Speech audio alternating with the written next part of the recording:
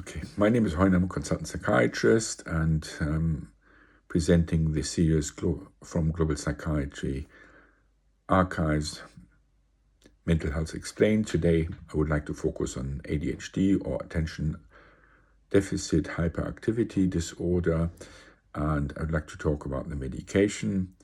The medication, which have different types, is quite helpful in 2/3 of the people or children. And usually in children, it's the reduction of fidgeting, finger tapping, interrupting others. It's reduced impulsiveness, better on-task behavior, better performance, reduced aggression, and better compliance with others and with parents. And this usually leads to a better parent-child interaction and also a better peer status. So what's the treatment? Usually it's methylphenidate. It's a CNS stimulant. It's licensed for children above the age of 6, and there are different versions. So the question is, how does it work? It works by increasing dopamine and norepinephrine in the synaptic cleft, and it does it by reducing the reuptake of the stimulants or dopamine and norepinephrine out of the synaptic cleft. Right, so what's available? It's Ritalin, Medicanet, Tranquilin. These are the brand names more for methylphenidate. There's versions which are modified release. The advantage of modified release is that it doesn't have to be given very often during the day, and it lasts longer, and the peaks of the medication effects and side effects are not as strong. So modified release preparations are better, that they don't have to be re-administered during work or during school. The side effects are quite nasty sometimes. It can be abdominal pain, anorexia, reduced weight gain, and growth suppression. And this might be the latter as a long-term outcome, and it's very important that this is checked. There's other versions of more or less the same medication which have the same clinical effect. However, dexamphetamine and lisdexamphetamine have to be metabolized in the body to the amphetamine to work. So these medications sometimes work a bit slower, but sometimes they are better tolerated by the patients. In general, they are the same as methylphenidate, but some people have different preferences of the medication, and it's very strange. Sometimes, even though the medication is the same, some people respond better to one type of the medication than to others. Right. The other type of medication is atomoxetine, goes under Strattera. It's a non-stimulant, noradrenaline reuptake inhibitor, which is licensed for ADHD. It's taken once daily, but however, it hasn't a full immediate effect. Sometimes it can take weeks. It's a bit like an antidepressant, which has this same type of delay. Side effects can be, is in the stimulants, anorexia and nausea, vomiting, headaches, sometimes fatigue, dysphoria, jaundice, and a dry mouth. Jaundice is liver damage, and sometimes rarely suicidal thoughts might be problems. Alternative guanfacine and is a non-stimulant alpha-2A receptor agonist. So now we're not talking about keeping the dopamine longer in the synaptic cleft, but to have medications which work on the same receptors as agonists. So guanfacine is a non-stimulant alpha-2A receptor agonist. It's for children more or less where the other medication hasn't been worked or hasn't been tolerated. Side effects can be sedation, hypotension, bradycardia, gastrointestinal side effects, depression, mood problems, and anxiety. Here I would like to say that very often the medications have very similar effects in different parts of the body. So if they increase the neurotransmitter in the brain, they will also increase the neurotransmitter in the other parts of the body, like the heart, the gut, and then they will have the effects over there which are typical for the neurotransmitters. And in this respect, sometimes a neurotransmitter can overactivate the guts or block the activity of the guts depending on its normal function. Right. Clonidine is an alpha-2 agonist. Again, can be tried but is not licensed for children. Can cause hypotension, bradycardia, sedation, dizziness, and hypertension if it's stopped. So these are the medications. So the most common one is methylphenidate and the analogs, or the delayed medication, or modified medication, modified release medication.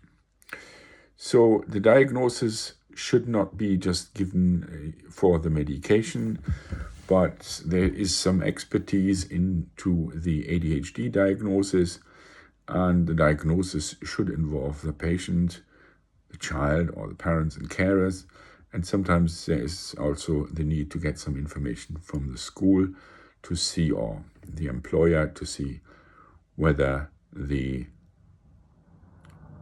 symptoms have an impact and to what degree.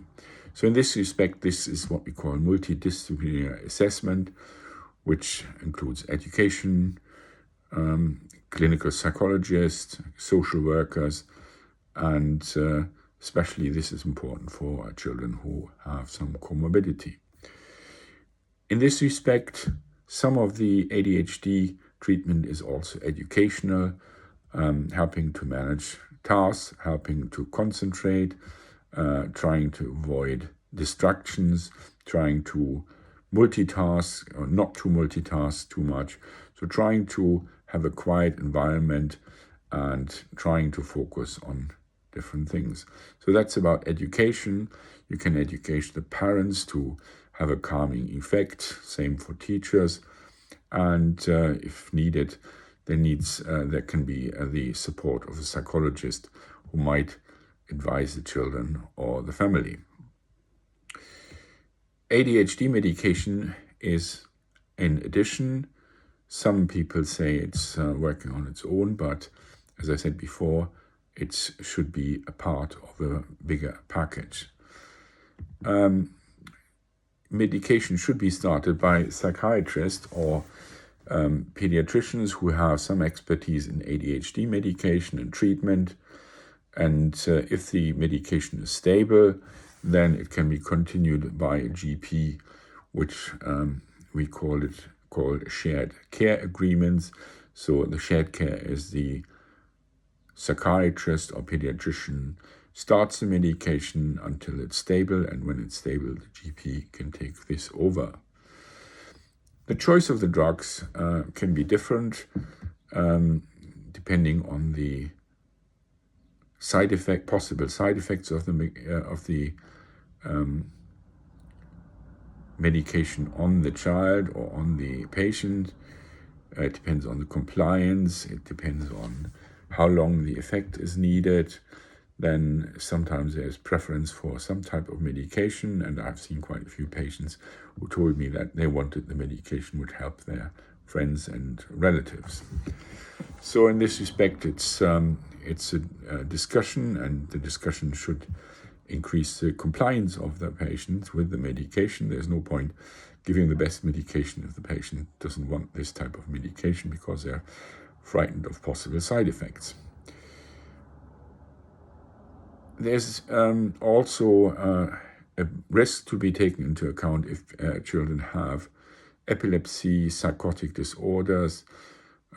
Psychotic disorders might be a problem because the dopamine is increased in psychotic disorders, and that's what the medication does as well. Drug and alcohol dependence is a problem.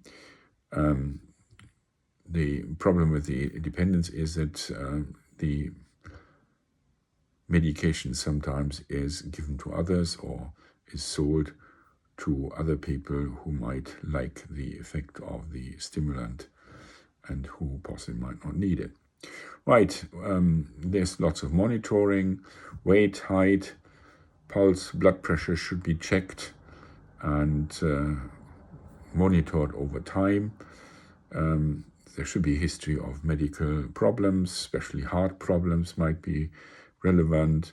A cardiovascular examination should be done, and an ECG should be recommended in case of any history or possibility of abnormality. When you start the medication, usually one starts low, takes it a while, sees when it works, and if it doesn't work, one increases, wait again, see how it works. So let's say it that way. In younger adults, one would possibly say we start with the lowest medication for months, and after months we decide whether it works sufficiently or whether we increase it. And then it could be 2 or 3 steps, and a patient can then say, I'm happy with this, or I need a further increase. The assessment should check the effects on the heart, the blood pressure, and on the appetite. And then when it's stable, the medication prescription can be given over to the GP.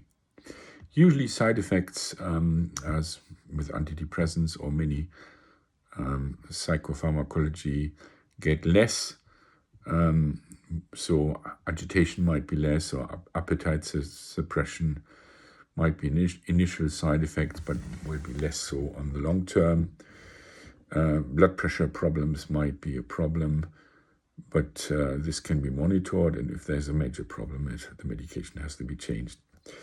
If insomnia is a problem, melatonin could be tried, but usually sleep hygiene, which we discussed in other videos, might be a better option.